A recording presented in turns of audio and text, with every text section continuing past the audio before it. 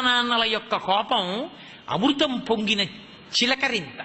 అందుకే తల్లిదండ్రుల కోపంతో మాట్లాడినప్పుడు అర్థం చేసుకోలేని కొడుకు కూతురు ఘాతకులు, వాళ్ళ జన్మకి ప్రయోజనం లేదు. తండ్రి కోప్పడితే తన కోసం కోప్పడ్డావు, బిడ్డ వృద్ధిలోకి రావాలని కోప్పడతాడు. అందుకే ఈ లోకంలో కోప్పడినా కూడా ప్రసాదంగా తీసుకోవలసింది ఎవరి విషయంలో అంటే ఒక్క అమ్మా నాన్న విషయంలోనే. ఎందుకని?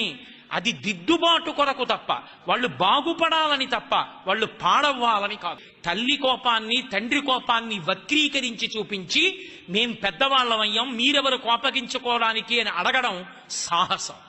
ఎంత వయసు వచ్చినా తండ్రి తండ్రే, తల్లి తల్లి. వాళ్ళ మాటలలో తప్పు పట్టడానికి, ఆ మాట మాట్లాడడానికి, వాళ్ళకున్నటువంటి అధికారాన్ని ప్రశ్నించడానికి బిడ్డలకి అసలు అర్హత, అధికారము, హక్కు లేనే లేవు.